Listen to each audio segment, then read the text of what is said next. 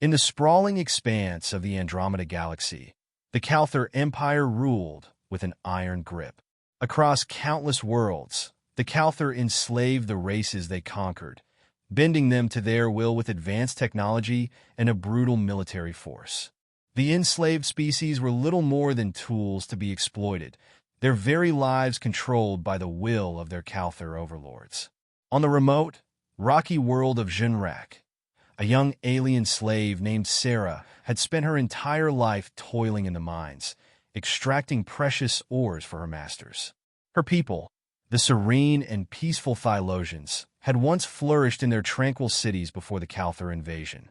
Now, all that remained of her culture were whispered legends and the pain of subjugation. The Thylosians were a peaceful race, known for their long lifespan and spiritual connection to the cosmos. They had once walked in harmony with the stars, but now they were shackled, enslaved to the Kalthar Empire. Sera was no exception.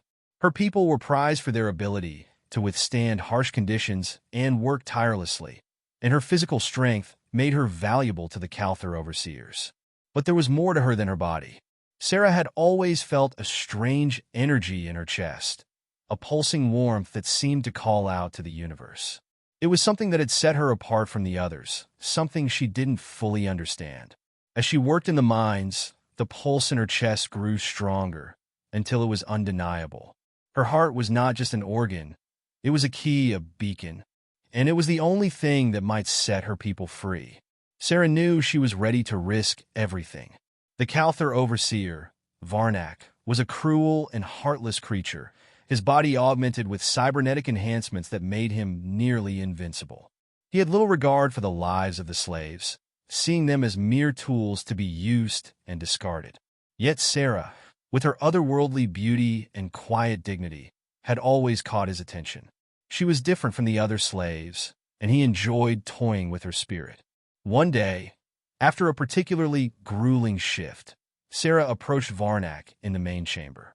He lounged in his chair, scrolling through his datapad, the dim light of the chamber casting shadows on his cold, mechanical face. "Varnak," she said, her voice steady but filled with a quiet resolve. "I seek an audience." Varnak looked up, his glowing red eyes narrowing in amusement. "And what does a lowly slave have to say to me?" Sera took a deep breath and stepped closer. "I offer you something more valuable than gold, more powerful than any weapon you possess. My heart." Varnak raised an eyebrow, intrigued. "Your heart? Are you offering me your life, Thylosian?" Sera nodded. "Not my life, but my heart. My people possess a unique ability, a power that resides within us.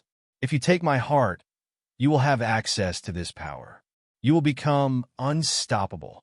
Varnak leaned forward, his interest piqued. "And what do you want in return, slave?"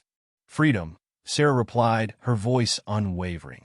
"Not just for me, but for my people. Take my heart, and I will give you the power to bring down the Kalthar Empire from within. Use it to destroy your own masters. Set my people free." Varnak chuckled, amused by the audacity of the offer. "And why should I believe you? What makes you think your heart can give me such power?"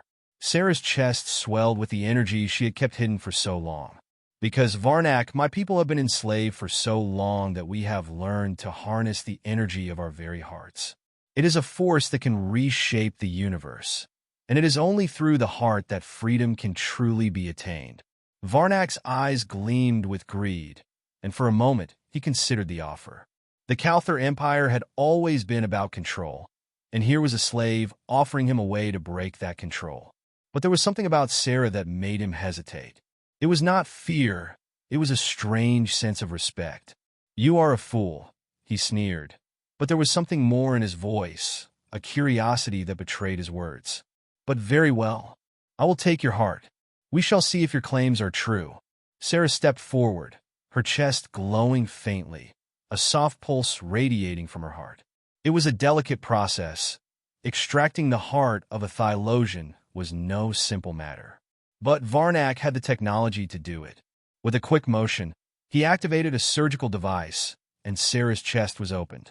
The air shimmered with energy as her heart, a glowing orb of light and power, was removed from her body. The moment her heart was in his hands, Varnak felt an incredible surge of energy. The power of the universe seemed to course through him, and he could feel his mind expanding, his senses sharpening. His mechanical enhancements flared with new power, but it was the raw, pure energy from Sera's heart that made him feel invincible. But as the heart pulsed in his grasp, something strange happened. The energy began to change. It no longer responded to his commands. It responded to Sera's. The heart, infused with the energy of the Thylosian's collective will, began to resonate with a force of its own. The room shook as the energy burst outward, overwhelming Varnak. In that moment, he realized the truth. This was not just power. It was a consciousness. The Thylosians had not been enslaved. They had been waiting for the right moment to strike. Sera's voice echoed in his mind, calm but firm. "You cannot control us. We will be free." Varnak screamed as the energy tore through him, unraveling his cybernetic enhancements and consuming his very being. In the final moments, he realized his mistake. He had been so focused on his own power that he had forgotten one simple truth. The heart of the Thylosians could never be owned. Sera collapsed, her body weak without her heart, but the energy of her people surged through her. She had given everything for their freedom, and as Varnak's body disintegrated into nothingness, the Kalthar Empire began to crumble from within. The universe would soon know that the heart of freedom could never be bought or sold. It could only be given, and Sera had given it all.